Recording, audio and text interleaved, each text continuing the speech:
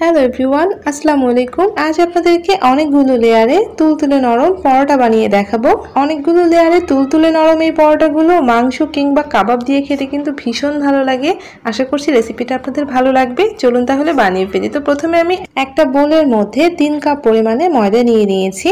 আপনারা চাইলে আটা দিয়েও এটা করতে পারেন। 1 চা চামচের একটু বেশি লবণ দিয়েছি, আর দিয়েছি 1 চা চামচ ইস্ট। 3 কাপ ময়দা 1 চা চামচ ইস্ট দিয়েছি, আর দিয়েছি 1 টেবিল চামচ চিনি।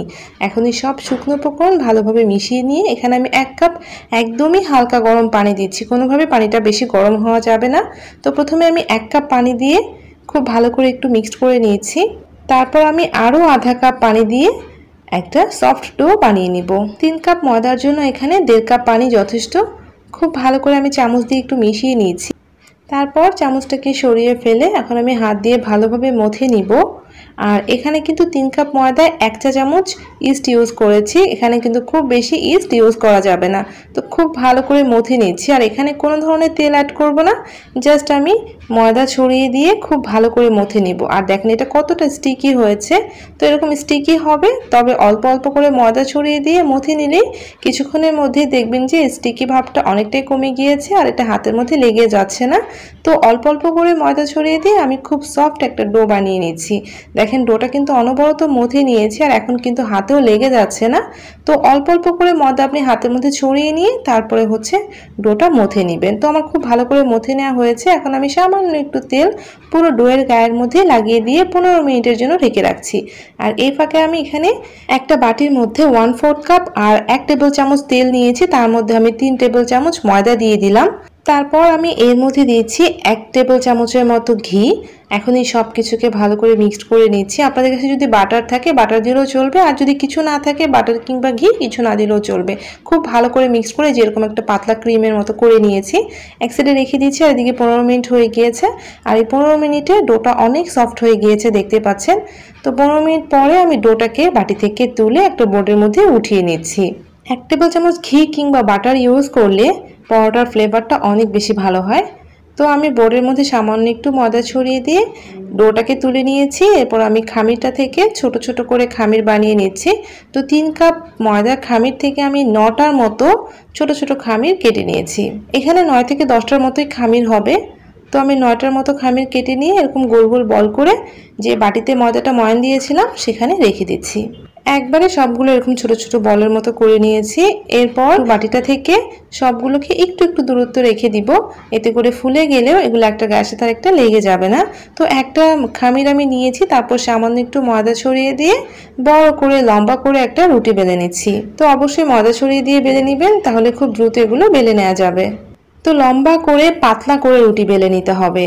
দেখতে পাচ্ছেন আমি কিন্তু একটু টেনে টেনে একদম পাতলা করে রুটিটা বেলে নিচ্ছি। অবশ্যই রুটিটা পাতলা করে লম্বা করে বেলে নিতে হবে, আর বেশ বড় করে বেলে নেবেন, তাহলে অনেকগুলো লেয়ার দেওয়া যাবে। তো আমি আবারও উঠিয়ে নিয়ে খুব ভালো করে আরও পাতলা করে বেলে নিচ্ছি। তো অনেকটা পাতলা করে রুটিটা বেলে নেওয়ার পর যে ক্রিমটা বা তেল আর ময়দার যে মিশ্রণটা রয়েছে সেটা আমি এর মধ্যে 1 চা চামচের মতো দিয়েছি।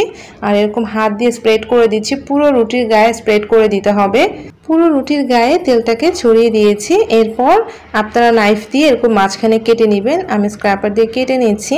মাঝ বরাবর কেটে নেওয়ার পরে এভাবে এখন ফোল্ড করছি। দেখেন আমি কিভাবে ফোল্ড করছি, জাস্ট এভাবে একটু ছোট ছোট করে ফোল্ড করে নিয়ে রুটির পরের অংশেও এভাবে দিয়ে সেম ভাবে ফোল্ড করে নিচ্ছি। মাঝে যে ক্রিমটা দিয়েছি সেটাতে ঘি বা বাটার দিলে পরোটার ফ্লেভারটা অনেক বেশি ভালো হয়। তো আমি দেখতে পাচ্ছেন কিভাবে লেয়ারটা সেট করে নিলাম। এরপর যে সাইডের অংশগুলো রয়েছে এগুলোকে অবশ্যই হাত দিয়ে ভালোভাবে চেপে চেপে একদম সিল করে দিতে হবে। খুব ভালো করে চেপে চেপে দিবেন যাতে সাইডগুলো ভালোভাবে সিল হয়ে যায়। হয়ে গিয়েছে। এখন আমি এটা একটা প্যানের মধ্যে রেখে দিচ্ছি। আর যেই প্যানে রেখে দিচ্ছি সেই প্যানের মধ্যে একটু তেল গ্রিস করে নিলাম, তারপর রেখে দিয়েছি। আর এই সেম ভাবে প্রত্যেকটা রুটির মধ্যে আমি এভাবে ক্রিমটাকে লাগিয়ে নিয়ে খুব ভালো করে স্প্রেড করে মাঝ বরাবর কেটে সেম ভাবে ফোল্ড করে নিচ্ছি।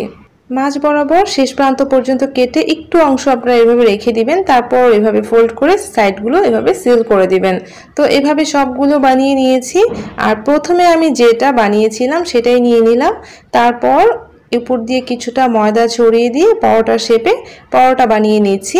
তো আপনারা প্রথমে যেটা বানাবেন সেটাই প্রথমে বেলে নেবেন, কারণ হচ্ছে এগুলো যখন একটু থাকবে তখন রেস্টে থাকার কারণে এগুলো কিছুটা ফুলে যাবে, যার কারণে পরোটাগুলো তুলতুলে নরম হবে আর ভাজার সময় অনেকটা ফুলে যাবে।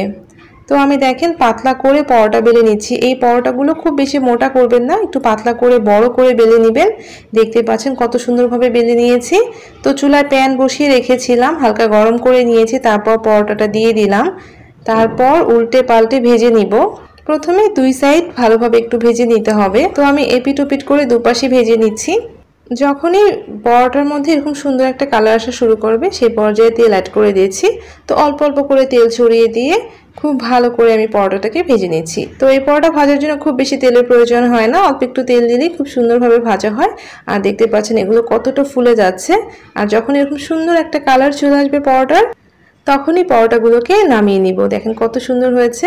তো এভাবে আমি পরোটাগুলোকে বানিয়ে নিয়ে ভেজে নিচ্ছি। আর যখনই পরোটাগুলো এরকম সুন্দর ফুলকো হয়ে উঠবে সেই পর্যায়ে তেল দিয়ে পরোটাগুলোকে আমি সুন্দরভাবে ভেজে নিচ্ছি। আর চুলা আঁচটা আপনারা অবশ্যই মিডিয়ামে রেখে পরোটাগুলোকে ভেজে নেবেন, খুব হাই হিটে এই পরোটাগুলো ভেজে নেবেন না।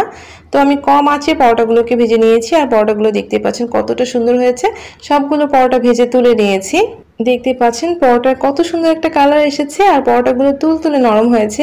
এই পরোটাগুলো কাবাব কিংবা মাংসের আইটেমের সাথে খেতে এত মজা যে আপনি যদি একবার বাসায় বানান তাহলে আপনি বারবারই বানাতে চাবেন। আর দেখেন ভিতরটা কতটা সুন্দর হয়েছে, কতগুলো লেয়ার হয়েছে। আর এগুলো যেহেতু তুলতুলে নরম, এক বসাতে অনেকগুলো খেয়ে নেওয়া যায়। তো আশা করছি আমার এই তুলতুলে নরম অসংখ্য লেয়ারের পরোটাগুলো আপনাদের কাছে ভালো লেগেছে। আপনারা অবশ্যই বাড়িতে বানিয়ে দেখবেন। ভালো লাগলে প্লিজ রেসিপিটাতে লাইক দিতে ভুলবেন না। আর প্লিজ চ্যানেলটা সাবস্ক্রাইব করে সাথে থাকবেন। সবাই ভালো থাকবেন। আল্লাহ হাফেজ।